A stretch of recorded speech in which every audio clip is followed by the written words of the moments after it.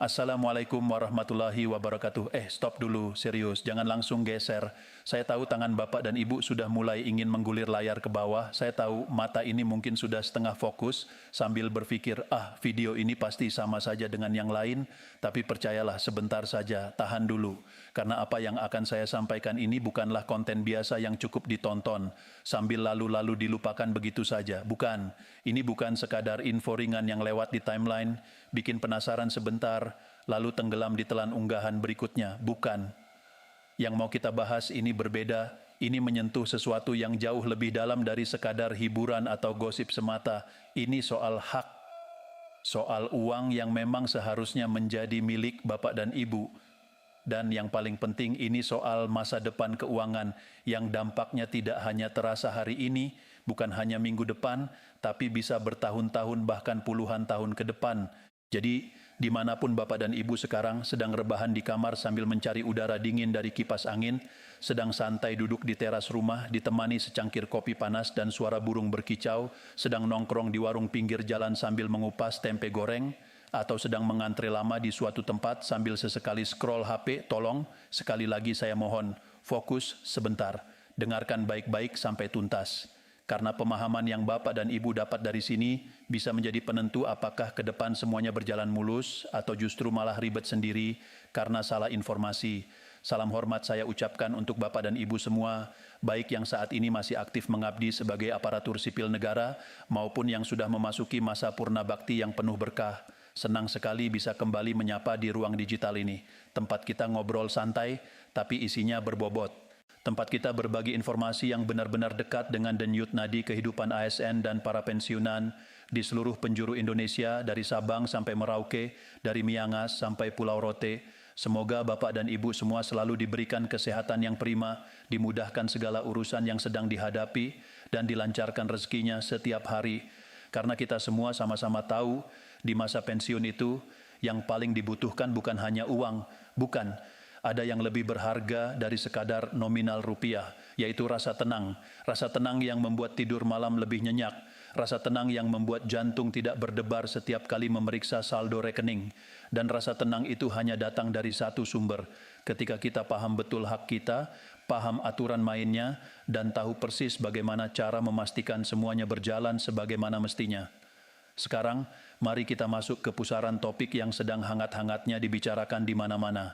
Bukan hanya di media sosial yang kadang isinya omong kosong belaka, tapi juga sudah menjadi bahan perbincangan utama di grup WhatsApp keluarga yang ramai, dari pagi hingga malam, di meja-meja arisan yang penuh tawa dan keluh kesah, di warung-warung kopi tempat para pensiunan menghabiskan waktu pagi, di ruang-ruang kantor saat jam istirahat, bahkan hingga percakapan santai antar tetangga yang saling bertukar kabar sambil menyapu halaman. Topiknya muter di situ-situ saja, memang tidak pernah habis, yaitu soal uang pesangon pensiunan terbaru, terutama untuk golongan 3 dan golongan 4, lalu soal kenaikan gaji ASN dan pensiunan yang direncanakan pada tahun 2006, dan juga soal rapel yang entah kenapa selalu sukses membuat banyak orang penasaran sekaligus heboh. Tapi inilah masalahnya, tidak semua orang memiliki informasi yang utuh, banyak yang hanya mendengar sepotong-sepotong. Ada yang dapat informasi dari grup WhatsApp yang sumbernya tidak jelas, entah dari mana asalnya, lalu langsung percaya begitu saja. Ada yang hanya melihat potongan video singkat, membaca judul yang bombastis, lalu merasa sudah paham semuanya. Padahal urusan yang menyangkut hak finansial seperti ini tidak bisa dipahami setengah-setengah. Sedikit saja salah dalam menangkap informasi, ujung-ujungnya bisa membuat Bapak dan Ibu rugi sendiri. Rugi waktu, rugi tenaga, bahkan rugi uang yang seharusnya menjadi hak. Maka di sini kita akan kupas semuanya perlahan tapi pasti, dari dasar hukumnya, dari siapa saja yang berhak, bagaimana sistemnya berjalan, hingga hal-hal kecil yang sering dianggap sepele, tetapi justru bisa menjadi bom waktu yang meledak di kemudian hari. Jangan sampai Bapak dan Ibu terjebak dalam euforia sesaat, lalu mengabaikan detail-detail kecil yang justru paling krusial. Mari kita mulai dari pemahaman paling dasar dulu. Sebuah fondasi yang seringkali dilupakan orang. Ketika seorang ASN telah menyelesaikan masa tugasnya, setelah puluhan tahun mengabdi, kadang di daerah terpencil, kadang dengan tantangan yang tidak pernah dibayangkan oleh orang kantoran, statusnya memang berubah menjadi pensiunan. Tapi jangan salah, itu bukan berarti hubungan dengan negara langsung putus begitu saja. Banyak orang masih salah paham di sini. Mereka mengira setelah pensiun ya sudah, selesai. Tidak ada lagi kaitan apa-apa dengan negara, seperti hubungan yang kandang di tengah jalan, padahal sama sekali tidak seperti itu. Justru di titik inilah negara hadir untuk memberikan penghargaan tertinggi atas pengabdian yang sudah Bapak dan Ibu berikan selama bertahun-tahun, kadang puluhan tahun.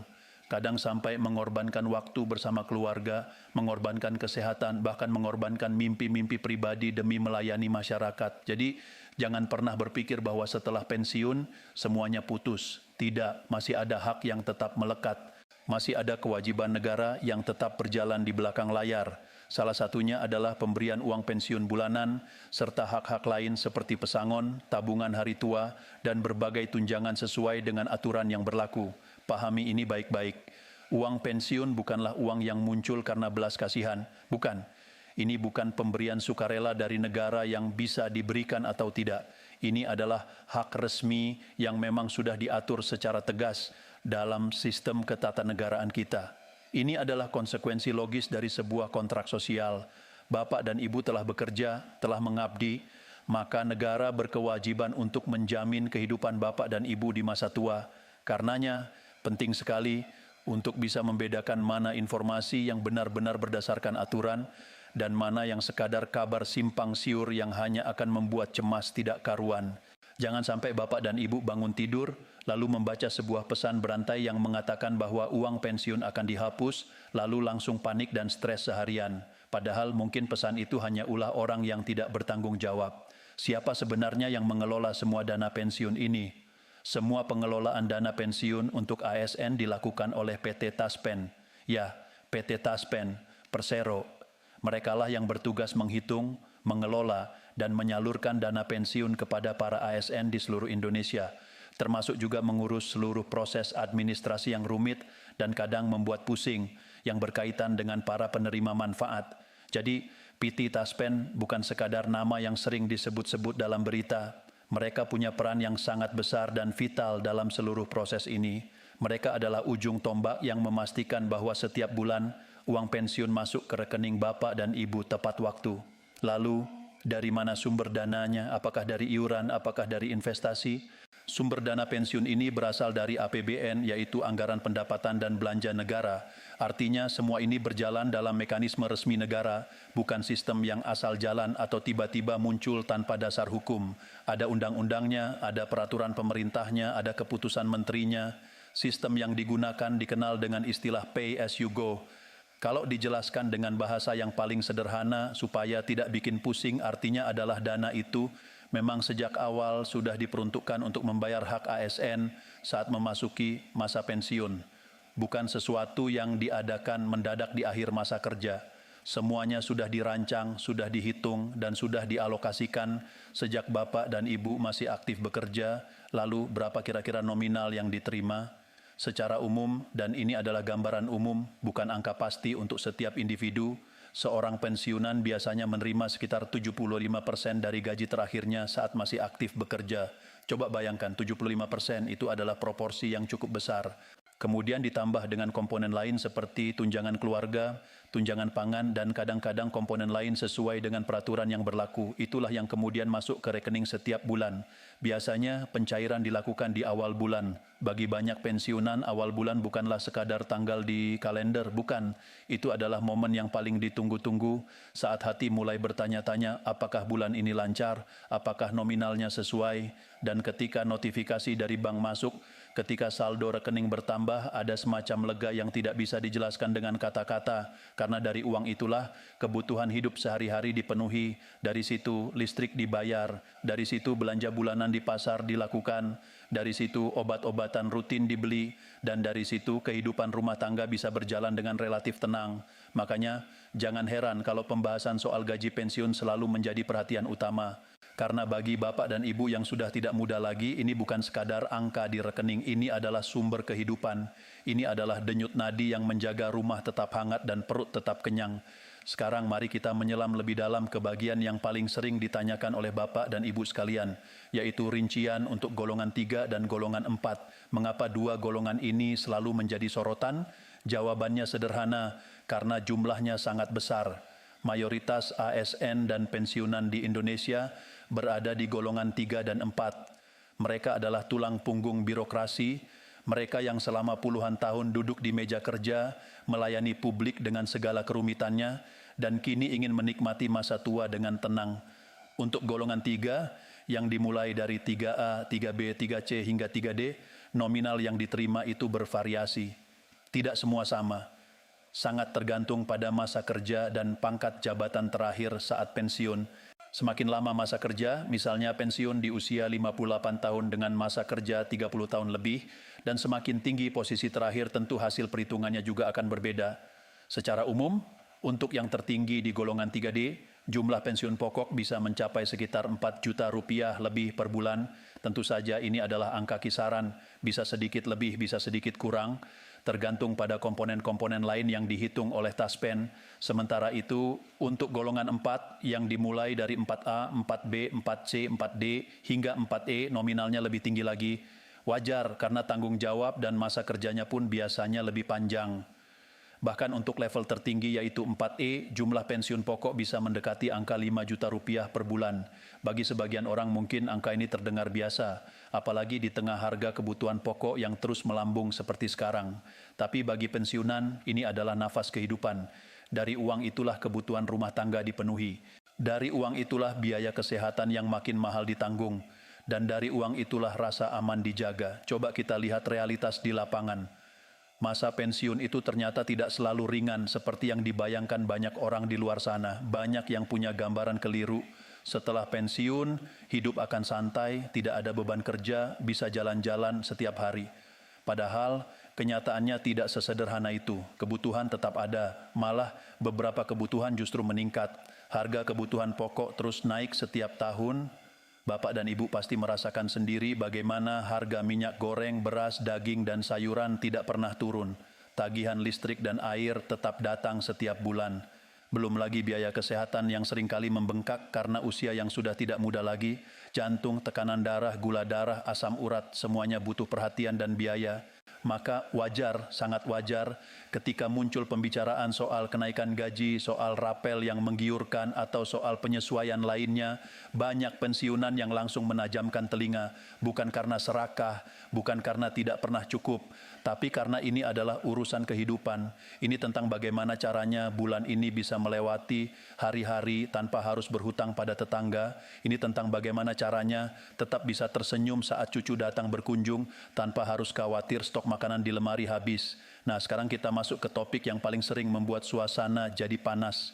Topik yang paling sering bikin grup WhatsApp berubah menjadi arena debat, yaitu soal kenaikan gaji tahun 2020-an dan soal rapel yang jumlahnya disebut-sebut fantastis. Kenapa isu ini begitu menggelora? Karena ada wacana yang menyebutkan bahwa kenaikan yang akan terjadi bisa cukup signifikan.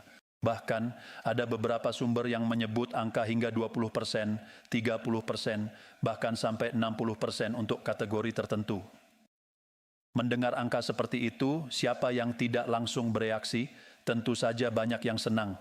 Ada yang langsung penuh harap, mulai membayangkan bisa membeli kulkas baru, bisa memperbaiki atap bocor, atau bisa menyekolahkan cucu ke tempat yang lebih baik.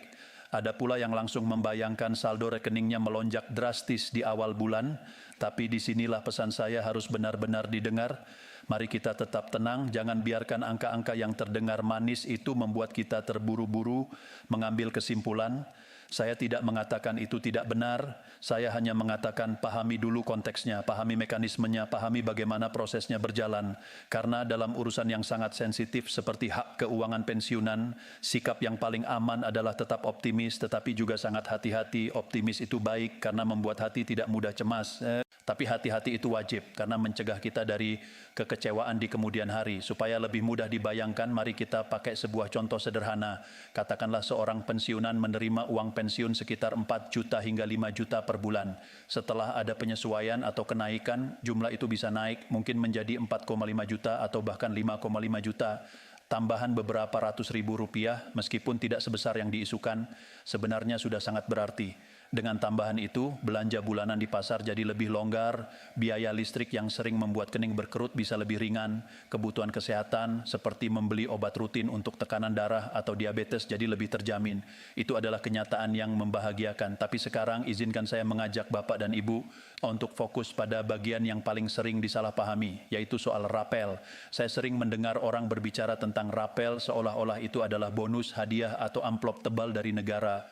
Padahal pemahaman itu keliru, sangat keliru. Rapel, singkatan dari rapelan pembayaran, pada dasarnya adalah pembayaran atas kekurangan dari bulan-bulan sebelumnya. Uang yang seharusnya sudah diterima, tetapi karena suatu hal baru dibayarkan sekarang. Mari saya beri ilustrasi, misalkan pemerintah memutuskan bahwa kenaikan gaji pensiun berlaku surut sejak bulan Januari, namun karena proses administrasi yang panjang, sistem yang perlu disesuaikan, dan berbagai prosedur yang harus dilewati, pencairan uang dengan nilai baru dilakukan pada bulan April. Artinya selama 3 bulan, Januari, Februari, dan Maret, Bapak dan Ibu masih menerima gaji dengan nominal lama. Ada selisih antara nilai yang seharusnya diterima dan nilai yang benar-benar masuk ke rekening. Nah, selisih inilah yang kemudian dihitung, dijumlahkan, dan dibayarkan sekaligus di bulan April. Itulah yang disebut dengan rapel. Karena dibayarkan secara sekaligus untuk 3 bulan atau bahkan lebih, jumlahnya tentu terasa besar, dan disinilah sering terjadi kegembiraan yang berlebihan. Ada yang langsung berpikir, wah dapat gajian 2 kali lipat. Ada yang langsung merencanakan untuk membeli barang-barang mewah, padahal dari sudut pandang akuntansi dan hak, itu hanyalah uang yang memang sudah menjadi hak sejak awal. Hanya saja pengirimannya terlambat. Namun, dan ini adalah namun yang sangat besar, ada satu hal yang sering banget dilupakan oleh banyak orang. Padahal hal ini justru paling kritis, paling menentukan apakah rapel itu akan cair lancar atau justru bermasalah. Apakah itu? Itu adalah data, validitas data. Kesalahan sekecil apapun dalam data Bapak dan Ibu yang tersimpan di sistem PT Taspen bisa berakibat fatal. Saya tidak main-main di sini. PT Taspen sendiri sudah berulang kali memberikan penegasan secara resmi melalui berbagai saluran komunikasi. Jika data tidak valid, tidak sesuai, atau tidak pernah diperbarui, maka proses pembayaran rapel maupun gaji pensiun reguler bisa ditunda, dihentikan, atau bahkan dinyatakan bermasalah. Lebih buruk lagi, dalam kondisi tertentu, jika terjadi kesalahan pembayaran karena data yang salah, uang yang sudah masuk ke rekening bisa diminta kembali oleh negara. Bayangkan skenario yang paling mengerikan itu, uang sudah masuk ke rekening, Bapak atau Ibu sudah sangat senang, mungkin sebagian sudah digunakan untuk membayar utang, membeli kebutuhan pokok, atau membantu anak yang sedang kesusahan, lalu tiba-tiba beberapa minggu atau bulan kemudian datang surat atau panggilan dari bank atau dari kantor Taspen bahwa terjadi kesalahan administratif, bahwa uang yang diterima ternyata bukan hak Bapak dan Ibu, atau jumlahnya tidak sesuai dengan perhitungan yang benar. Dan karena itu uang tersebut harus dikembalikan entah dengan cara dipotong dari gaji bulan depan atau dengan cara dikembalikan secara langsung. Jumlahnya bisa jutaan rupiah, bisa juga puluhan juta. Apakah Bapak dan Ibu sanggup mengembalikan uang yang sudah terlanjur dipakai untuk kebutuhan sehari-hari? Apakah hati ini merasa tenang saat harus berurusan dengan surat menyurat dan proses birokrasi yang rumit di usia yang tidak lagi muda? Tentu tidak.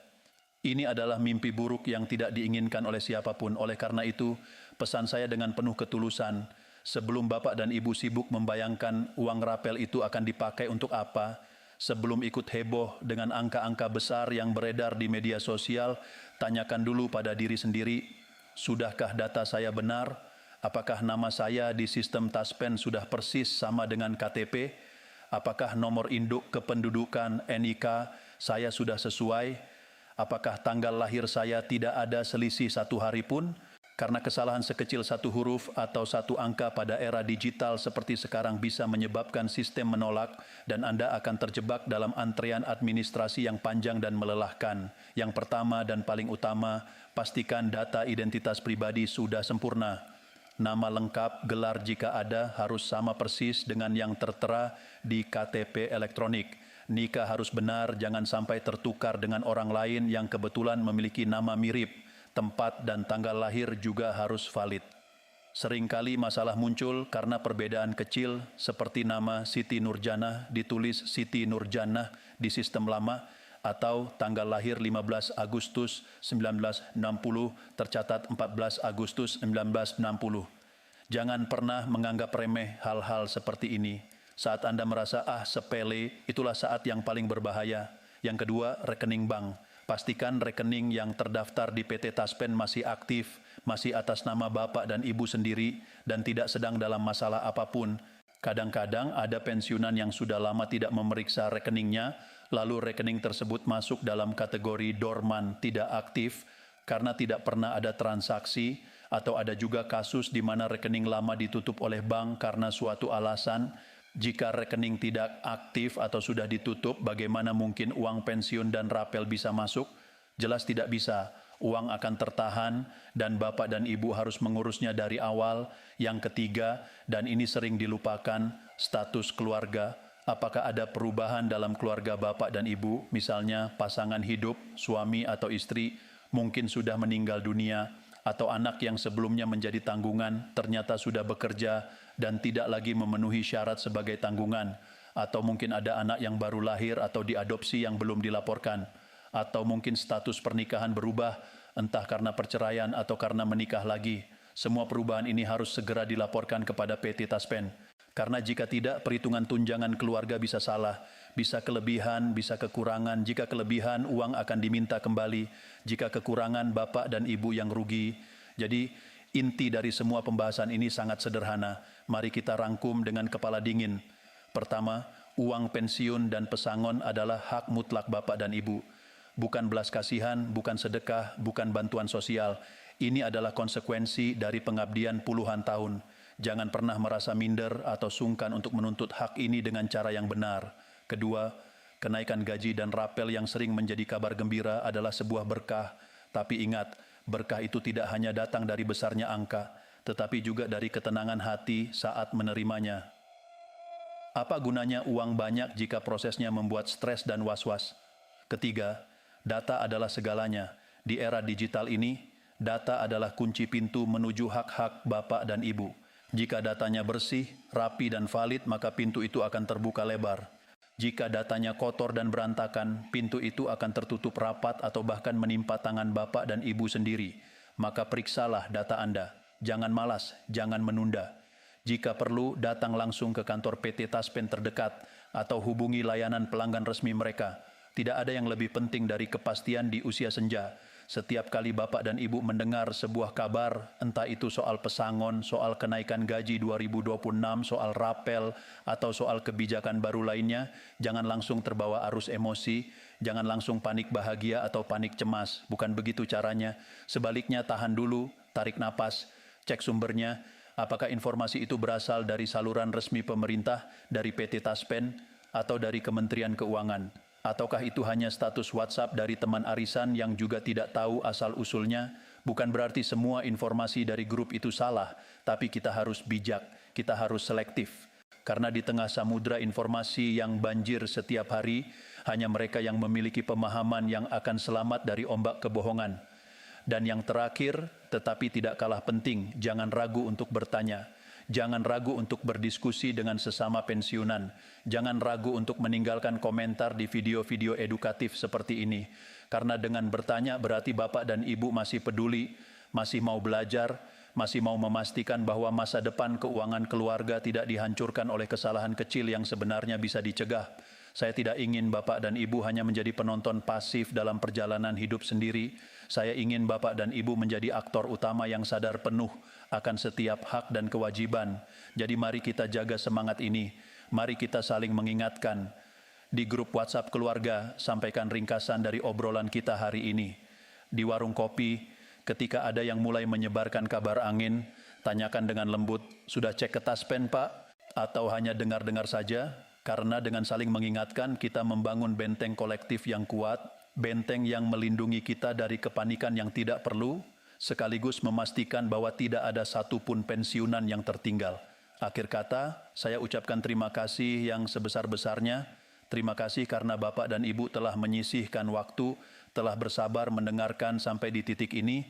Saya tahu waktu di usia senja sangat berharga, setiap menit adalah anugerah, dan saya tidak menyia-nyiakan anugerah itu. Saya berusaha menyampaikan sesuatu yang benar-benar bermanfaat.